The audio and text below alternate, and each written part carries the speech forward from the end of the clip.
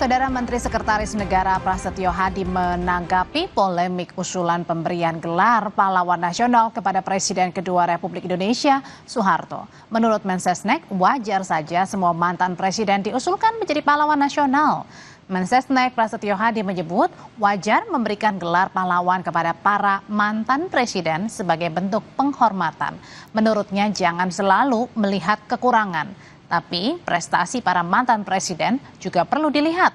Karena itu menurutnya tak ada masalah dengan pengusulan Presiden kedua Republik Indonesia Soeharto sebagai pahlawan nasional. Menurut kami ya mantan-mantan presiden itu sudah sewajarnya untuk kita mendapatkan penghormatan dari bangsa dan negara kita. Jangan selalu melihat yang kurangnya, dan kita lihat prestasinya. Sebagaimana Bapak Presiden selalu menyampaikan bahwa kita itu bisa sampai di sini kan karena prestasi para pendahulu kita. Jadi menurut saya nggak ada masalah. Tapi kita belum membahas itu secara khusus.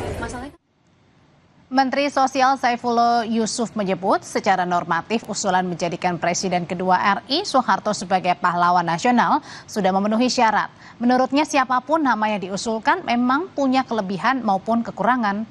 Mensos Saifullah Yusuf bilang nama Soeharto sudah beberapa kali diusulkan menjadi pahlawan nasional. Namun ketika itu menemui kendala karena adanya TAP MPR soal korupsi, kolusi, dan nepotisme. Namun setelah TAP MPR dicabut, usulan Soeharto sebagai pahlawan sudah memenuhi syarat normatif. Menurutnya pemerintah akan mendengarkan berbagai pendapat, namun juga menimbang kebaikan dari Presiden kedua Republik Indonesia, Soeharto.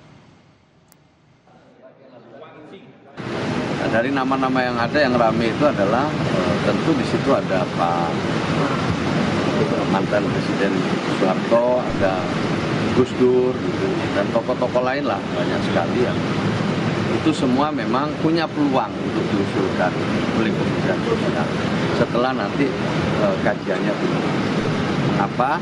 Karena paling tidak syarat-syarat normatifnya semua sudah terpenuhi. Siapapun yang diusulkan pasti ada kurangnya, ada lebih. Pak Harto misalnya itu sudah berulang-ulang ya diusulkan atau sudah sejak. Sementara sejarawan dari Universitas Nasional Andi Adian menyebut keinginan menjadikan Presiden kedua RI Soeharto sebagai pahlawan nasional perlu dipertimbangkan kembali. Ia mengingatkan era reformasi justru terjadi karena mahasiswa berkorban agar Soeharto lengser dari kekuasaan.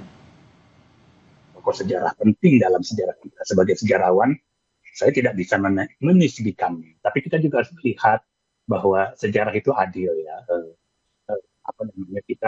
Kita harus menempatkan segala sesuatu dalam proporsinya. Jadi katakan lagi, tadi disebut reformasi. Kalau pertanyaan saya, untuk apa reformasi terjadi? Mengapa mahasiswa mengorbankan dirinya turun ke jalan saat itu untuk meminta Soeharto mundur? Ada apa di situ?